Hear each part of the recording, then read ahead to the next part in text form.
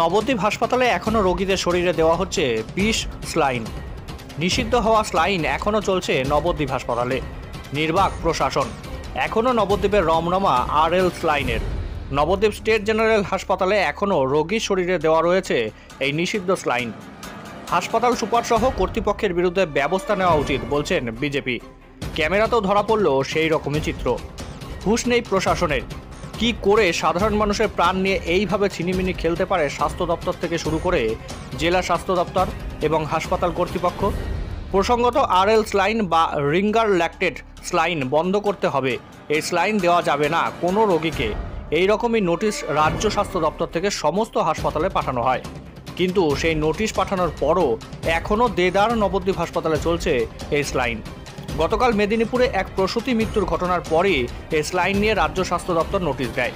এই নোটিশে উল্লেখ আছে পশ্চিমবঙ্গ ফার্মাসিউটিক্যালের তৈরি যে সকল সলিউশন আছে তা আর ব্যবহার করা যাবে না কোনো হাসপাতালে। তবে এখনও পর্যন্ত কেন এই স্লাইন ব্যবহার করা হচ্ছে হাসপাতালে?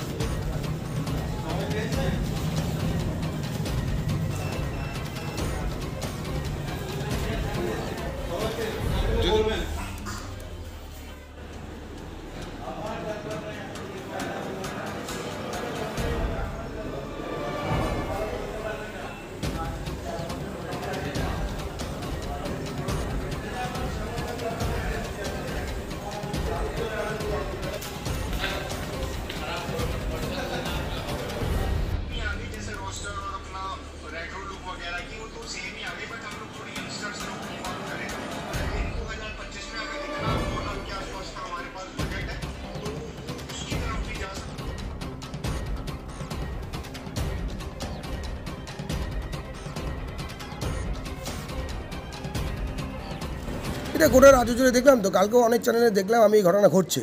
এটা স্বাস্থ্য দপ্তর একদমই নজর দিচ্ছেন না। আজকে মানুষের জীবন নিয়ে, সাধারণ মানুষের জীবনে ছিনিমিনি খেলছে এই পশ্চিমবঙ্গ সরকার, মমতা ব্যানার্জি সরকার।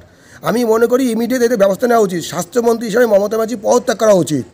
কারণ উনি বোঝা উচিত যে বাংলার মানুষকে জীবনে উনি এরকম ভাবছেন। আর নবদ্বীপের যে পৌরপতি, নবদ্বীপের বিধায়ক, তারা কী করছেন? তারা দেখছেন যখন এত খবরটা হচ্ছে, চারিদিকে হচ্ছে, সেখানে যেই কোম্পানিকে ব্যান করেছে, তারা আজকে প্রথম আসা উচিত ছিল এই হাসপাতালে নবদ্বীপের পৌরপতিকে এবং নবদ্বীপের বিধায়ককে, যে দেখে এখানে ঠিকঠাক চলছে কিনা। আর ইমিডিয়েট সুপারের প্রতি ব্যবস্থা নেওয়া উচিত। সুপার সব জানেন আজকে এত ঘটনা করছে চারিদিকে, তারপরেও সুপার যদি এটা করে থাকেন, দণ্ডনীয় অপরাধ করেছেন এবং শাস্তি হওয়া উচিত আমি মনে করি।